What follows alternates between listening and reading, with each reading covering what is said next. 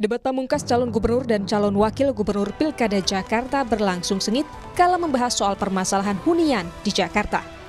Cagup Jakarta nomor urut 1 Ridwan Kamil menyinggung penolakan PDI Perjuangan atas ide mantan gubernur Jakarta Anies Baswedan soal bangunan rumah 4 lantai.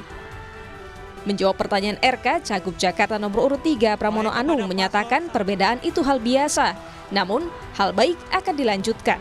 Sementara untuk hunian akan memanfaatkan lahan milik Pemprov Jakarta dan BUMD. Maka kami akan menggunakan lahan-lahan yang dimiliki oleh pemerintah Jakarta dan juga BUMD untuk menjadi tempat hunian bagi warga Jakarta. Kami akan mengembangkan kantor-kantor kecamatan, kantor kelurahan, kantor desa, sekolah-sekolah yang ada untuk dibuat hunian ke atas, menjadi make use. Tadi pertanyaan yang kedua dengan Mas Anies, memang nggak apa-apa ada perbedaan. Tetapi saya kemarin sudah berdiskusi secara langsung dengan Mas Anies. Gagasan ide Mas Anies akan saya lanjutkan, walaupun fraksi saya berbeda untuk itu. Bagi saya nggak apa-apa. Inilah yang akan kita bangun untuk Jakarta. Apa yang baik kami lanjutkan, baik dari Mas. Menilai rencana Pramono belum cukup, RK kemudian membantah dan menyinggung mantan gubernur Jakarta Basuki Cahayapurnama atau Ahok sebagai gubernur paling banyak melakukan penggusuran. Baik, harap tenang. Menurut saya membantah argumentasinya, Mas. Udah dihitung nggak akan cukup, Mas. Semua lahan pemerintah, lahan BUMD udah dihitung-hitung akan cukup. Harus kombinasi antara seperti yang tadi disampaikan, dengan lahan di atas pasar, TOD dan lain-lain, dengan densifikasi, rumah existing dibolehkan, di Tebet di mana yang hanya 2 lantai, di Tanah Abang yang hanya 2 lantai bisa 4, 5 dan seterusnya. Sehingga orang yang tinggal bisa lebih banyak. Karyawan yang kerja di Sudirman Tamrin bisa ngekos di rumah lantai 3-4-nya, pemiliknya di lantai 1-2. Itulah yang disebut densifikasi. Supaya tidak terjadi lagi penggusuran-penggusuran. Gubernur yang paling banyak menggusur datang dari partainya Mas Pram. Pak Ahok itu menggusur 113 kasus penggusuran, CNN April 2016, dan menurut JJ Rizal, gubernur paling brutal penggusurannya adalah Pak Ahok dari partainya Mas Pram dan Bang Dul. Terima kasih. Baik. Kini, Cagup-Cagup Jakarta hanya memiliki waktu hingga 23 November untuk mengkampanyekan ide-ide yang ditawarkan dalam menuntaskan permasalahan di Jakarta. Tim Liputan, Kompas TV.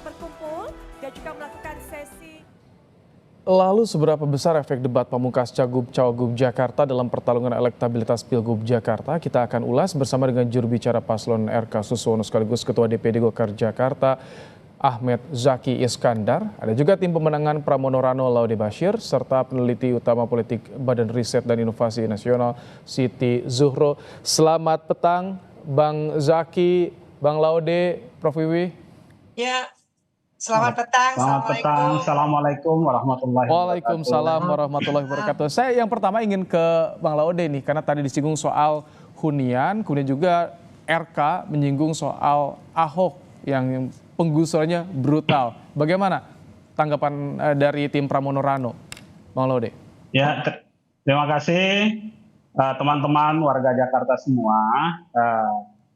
Saya masuk di dalam tim Pramono Rano ini, Mas Pram, Bang Dul ini di akhir September dan secara resmi itu baru di awal Oktober 2024 ini. Awalnya saya adalah tim di Mas Anies, jubirnya Mas Anies dan koordinator relawan di Mas Anies. Tentu kemudian ketika mau masuki komunitas tim baru, kita ada diskusi tentang kesepakatan ide dan gagasan. Salah satu yang membuat saya harus bersama Mas Pram dan Bang Dul itu adalah komitmen keberpihakan terhadap masyarakat. 2 poin yang kita angkat waktu itu ketika di awal diskusi sebagai komitmen kami dengan Mas Pram dan Bang Dul adalah 1, tidak ada penggusuran. Kedua adalah penataan kampung-kampung. Mengapa? Saya ini adalah warga Jakarta yang aslinya dari Indonesia Timur. Kami banyak mendiami wilayah Jakarta Utara. Dan kebetulan keluarga besar saya terkena dampak penggusuran pada masa lalu, kan gitu ya. Sehingga saya dan teman-teman kemudian dengan komitmen itu pada permasalahan keberlanjutan pembangunan yang dilaksanakan oleh Mas Anies, terutama terkait dengan penataan kampung-kampung. Ada 30-an lebih kampung kumuh miskin di wilayah Jakarta. Kemudian terkait dengan tidak ada penggusuran. Kemudian contoh kasus misalkan pada penataan Kampung Bayam, kita bersepakat pada poin itu dengan Mas Pram dan Bang Dun. Sehingga apapun kemudian yang terjadi pada cerita masa lalu itu tidak menjadi konsen saya. Ya, kami sangat konsen memikirkan pada kelanjutan ke depannya. Itu yang menjadi poin-poin kesepakatan. Dan kami percaya itu, kami yakini itu bahwa ada perbedaan misalkan dengan DPRD, ya, kami juga meyakini bahwa salah satu keberuntungan Mas Anies kenapa membangun dan banyak memberikan dampak positif terhadap masyarakat adalah begitu kritisnya DPRD saat itu, ya. Sehingga saat ini kalau kami lihat ketika Mas Pram Bang Dun menang nanti, ya, kan ada partai yang cukup banyak komunitasnya ini karena yang semalam disinggung adalah bagaimana ketika perbedaan yang dikedepankan oleh Ridwan Kamil.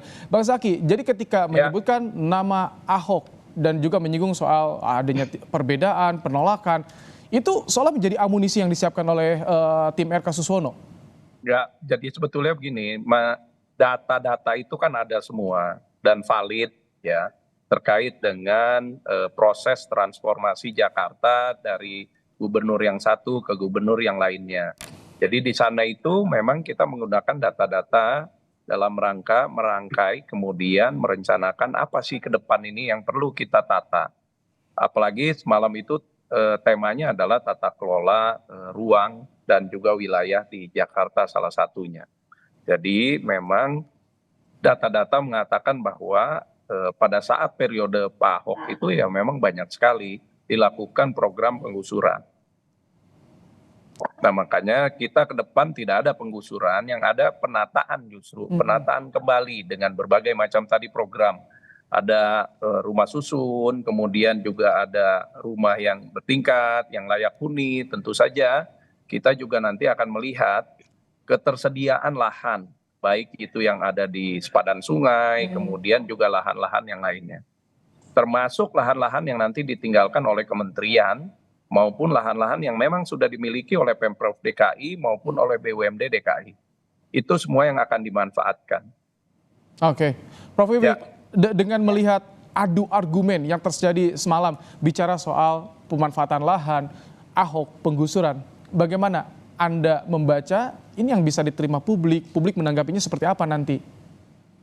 Ya, tentunya menurut saya ini bagus ya, adu program gitu ya, dengan tentunya sebelum starting point-nya kan mengevaluasi apa yang menjadi kebijakan Pemprov DKI Jakarta 10 atau 15 tahun yang lalu, 10 tahun yang lalu dan sebagainya tadi itu. Maka ketika dikomparasikan dengan mengacu pada kepemimpinan gitu ya, kepala daerah seperti Pak Ahok, seperti Pak Anies tadi itu, ini yang standingnya untuk dikuatkan bahwa saya akan mengambil satu kebijakan yang seperti ini. Jadi tidak menggusur tapi menata kan gitu, menata ulang. Dengan menggunakan tentu karena konteksnya beda, yaitu peluang-peluang lahan yang kemungkinan banyak ditinggal karena ibu kotanya pindah ke Kalimantan Timur, itu satu contoh. Nah ini yang dibutuhkan tentunya oleh pasangan Ridho untuk mendobrak satu kebijakan-kebijakan baru yang ini kan debatnya pamungkas, maka kesempatan itu ingin dikulminasikan dengan memperkenalkan gitu, mengintroduksi satu kebijakan-kebijakan baru yang nantinya berdampak terhadap elektoral. Nah, di sisi lain tentunya dalam hal ini memang yang berhadapan langsung itu adalah paslon 1 dan 3. Maka yang 3 juga mencoba mengevaluasi gitu ya, dan mengatakan bahwa sekarang sudah ada tambahan amunisi dukungan dari Abah Anies kan itu ya. Nah ini yang dukungan tambahan tadi itu memperkuat tentunya gitu bahwa tingkat lanjutkan apa yang sudah dilakukan di program-program pemerintahan Pak Anies Baswedan waktu itu akan dilanjutkan itu. Jadi ini sebetulnya betul-betul ingin bertanding siapa kebijakan yang ternyata disukai oleh masyarakat. Oke. Jadi apakah menata gitu yang ada tidak menggusur, tapi menata dengan plus-plusnya, program barunya gitu ya. Karena Mas Ridwan Kamil ini kan ahli tata ruang gitu ya, seorang Oke. arsitek kan gitu. Nah, ini yang juga diungguli oleh Mas Pramono Anung gitu dalam hal ini Oke. ingin mengatakan bahwa programnya akan dilanjutkan karena Anies dianggap berhasil. Nah, Itu selain materi debat juga yang disorot tadi, ada tokoh yang dikaitkan soal klaim dukungan dari tokoh. Bicara soal dukungan Anies, bagaimana dari tim Pramono Rano, Bang Laude? Apakah nanti akan ada terbuka, Anies declare secara terbuka mendukung Pramono Rano? Kapan itu rencananya? Ya, saya ini aslinya sebagai saya katakan tadi, sejak 2016 itu adalah asabikunal awalun timnya Mas Anies kan gitu ya. Berlanjut kemudian ketika Mas Anies calon presiden pun kami juga tidak bergeser, tetap asabikunal awalun juga yang mendeklarasikan untuk mendukung Mas Anies maju di kontestasi presiden yang pada akhirnya berpasangan dengan Caimin dari PKB. Nah, ini sudah jelas. Kemudian bersama saya di gerbong-gerbong awal itu misalkan ada Bang Bing Benyamin, ada Bang Haji Guru Tirta Lunggana. Kemudian belakangan pasca adanya kunjungan Mas Pram dan Bang Dul ke rumah Mas Anies itu sangat banyak sekali teman-teman di ring satunya Mas Anies, sebutlah Bang Sahring, Bang Geis, Mbak Tata, bahkan semuanya tadi malam tampil di belakang Mas Pram. Jadi saya ingin menyampaikan kepada seluruh warga Jakarta, tanda-tanda apa lagi yang belum jelas ya. Sudah sangat jelas bahwa dukungan Mas Anies itu kami all out bersama Mas Pram dan Bang Dul. Kalaupun masih ada 1-2 dari teman-teman yang itu, ya itu permasalahan kedalaman informasi untuk memperoleh bagaimana dalamnya informasi dari tanda-tanda Mas Anies sebenarnya. Baik, saya juga ingin tanya kepada tim RK Susono, kapan soal rencana pertemuan dengan Presiden ke-7 Jokowi, Bang Zaki, seperti apa nanti agendanya? Mungkin dalam waktu dekat akan ada pertemuan lagi karena kan ini masih di masa kampanye. Tapi poin penting adalah kami dari tim Rido atau Bang RK dan Pak Suswono ini memang memiliki misi untuk kemudian menyelaraskan program-program pembangunan dari pemerintah pusat yang ada di Jakarta dengan program pembangunan Pemprov Jakarta. Nah, ini penting sekali. Karena apa? Karena dengan program yang berkelanjutan, linear dengan pemerintah pusat, seluruh pembangunan di Jakarta ini akan berjalan pastinya akan lebih cepat lagi nantinya. Apalagi ya kita tahu kebijakan mengenai RT RW ataupun rencana tata ruang tata wilayah ini kan juga mengikat ataupun terikat kepada beberapa kementerian.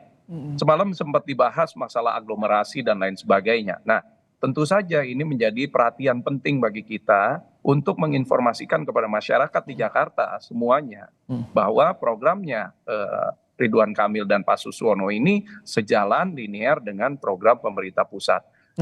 Dalam artian masalah-masalah mengenai macet, banjir, kemudian hunian yang berimbang dan layak, tata ruang, kemudian ruang terbuka hijau, ini sangat penting sekali. Apalagi kalau kita bersama-sama bekerja dengan pemerintah pusat. Ya.